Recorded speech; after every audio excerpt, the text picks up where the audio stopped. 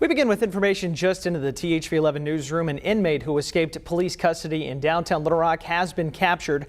According to the sheriff's office, 41-year-old Joel Delgado escaped police custody this morning while being transported for a court appearance, but has since been recaptured. There is no threat to the surrounding area. Thank you so much for joining us on this Monday afternoon for THV 11 News at noon. I'm Hayden Balgavy in for Michael Aaron, who is on assignment today. Folks woke up this morning to assess the damage from last night's powerful thunderstorms. Check this out. Now, this is video from Pope County of a possible tornado from yesterday. You can see a funnel starting to form and coming into contact with the ground. This is the source of a path of damage across the county. So let's waste no time in sending things over to meteorologist Corrales Ortiz. It has been a very long 24 hours for our weather team. We've been discussing the severe threat that started yesterday afternoon, moved into Sunday night, and then into the early morning hours of this Monday. And we talked about so much of how scary these situations can be with the atmosphere starting to destabilize Sunday afternoon.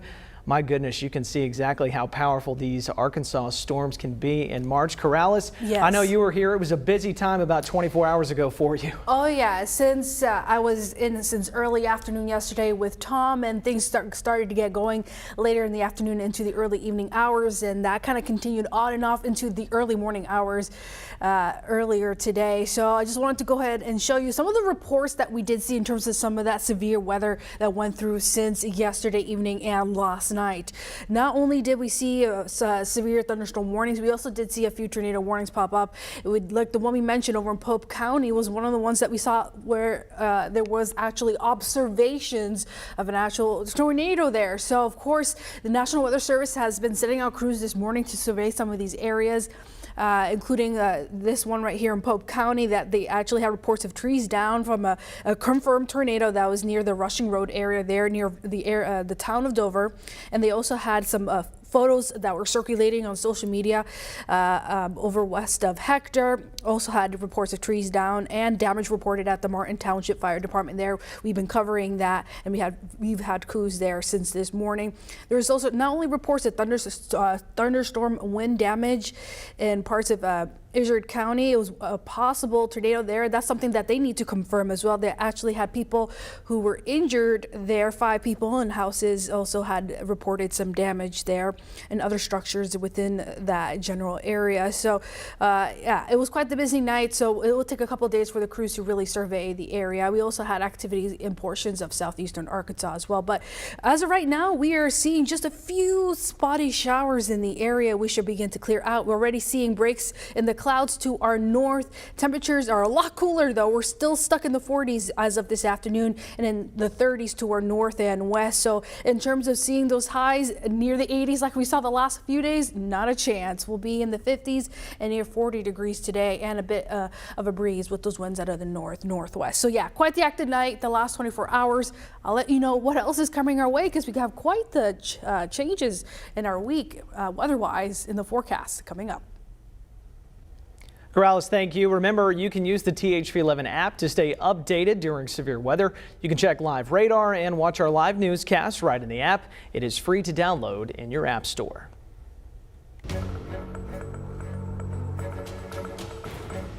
Demonstrations in support of the people of Ukraine have been happening around the world, including right here in Little Rock. Around 100 people came together over the weekend at the state capitol for a peace rally. Native Ukrainians here in Arkansas shared stories of their families' struggles back in their home country. The organizers of that rally asked for prayers and support for the people of Ukraine as the conflict continues on. Well, the U.S. is considering new sanctions against Russia over its continued invasion of Ukraine. Russia's offensive has not gone as well as planned, leading to higher casualties on both sides and a new humanitarian crisis for Ukrainian refugees. Skylar Henry has more details from the White House.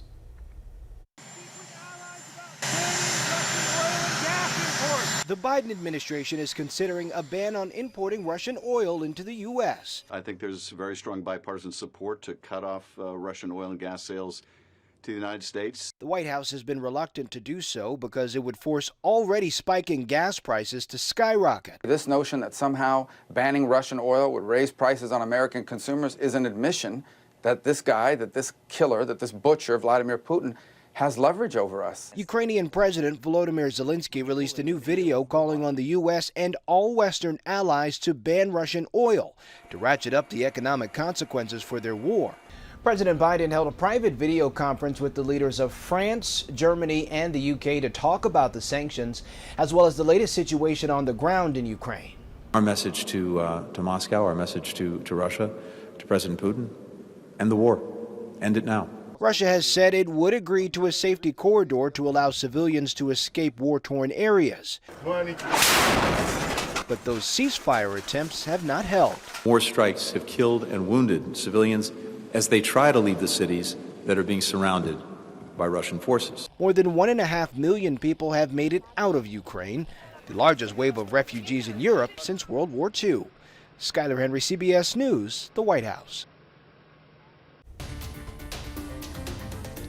Last month, we told you about a Black-owned coffee shop that was celebrating Valentine's Day. Well, now the owner is asking for answers after both of her coffee shop locations were set on fire. Heather McKinney, the owner of the Grind Coffee Bistro, says that she was out with a friend when she got a phone call from a property manager who told her one of her businesses on Cantrell was on fire. The damage was minimal since that location had sprinklers and firefighters arrived quickly. But when she went to check on her second location, the damage was much worse. We came here, girl, we did the paint, we built all the stuff, the plumbing. It just hurts. It just hurts. All my savings, everything that we had, it went into, opening up the second location. I had the opportunity to follow my dream, and I did, and it just hurts. THV 11 requested reports on the fire, but we have not received any updates yet. If you wish to help with the damages, you can donate to McKinney's GoFundMe page. We have that information on our website, thv11.com. Well, new at noon, a family in Truman, Arkansas is thankful this morning after their local fire department rescued the family's 10 dogs from a house fire. Firefighters were sent to a home on Highway 69 Friday morning and were able to control the fire while also saving a mother dog and her 9 puppies from the house. Crews also saved one other dog and provided canine CPR. Thanks to the swift response from fire officials, the home only suffered minor damages. In a Facebook post, the Truman Fire Department reminds homeowners about the importance of making sure your smoke detectors are working and they are good to go. Happening today, Pine Bluff Mayor Shirley Washington will deliver the annual State of the City address. She'll talk about the city's accomplishments in 2021 and its goals for 2022, and that's likely to include addressing crime. There have been 5 homicides so far this year and nearly 30 last year. But there are also positives in Pine Bluff. The Downtown Streetscape project was finished last year, revitalizing the historic downtown. Today's address will be during the Pine Bluff City Council meeting at 5:30 at the Convention Center. Another Little Rock Marathon is now in the books after a successful weekend full of events here in the capital city.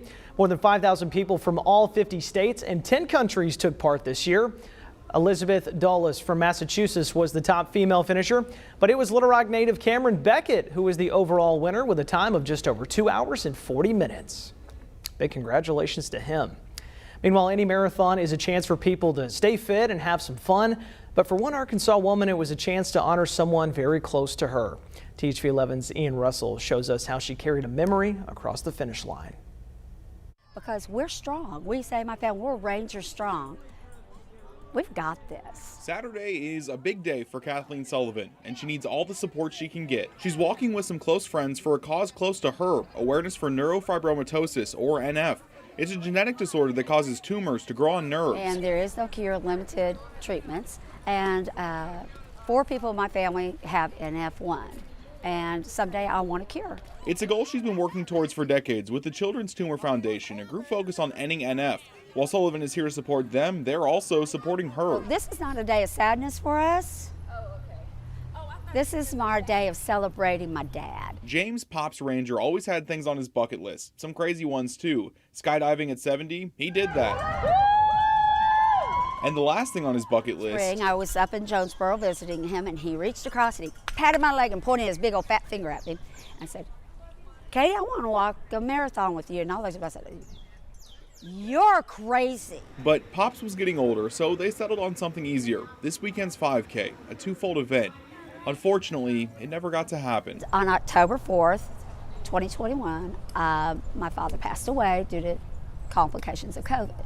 My heart broke because I lost my father, but also because I lost the dream of the one thing that we were going to do together. Things haven't been easy, but like today's 5K, And you get to that next step. It's just getting to that next step till you get your joy. it's step by step until the end. Sullivan and her group walked their own pace, having fun along the way, finishing on their own time and crossing off the last thing on Pop's bucket list. I wish my dad was here, but he is in spirit, and I know that. And I know that we're making a difference, which is what he led his whole life about, is helping others. And Pops was there, in spirit and in person. Sullivan's sister brought his ashes along. Dad did the race with us. We didn't just carry him, we carried him. And he'd have been tickled. My dad would have loved that. It's not the ending of the list that she would have wanted, but that's okay. Being happy in this moment is what Pops would have wanted. I can't change outcomes, but I can change my attitude. You don't get to choose circumstances, but you do get to choose today. Today I choose joy. In Little Rock, Ian Russell, THV 11 News.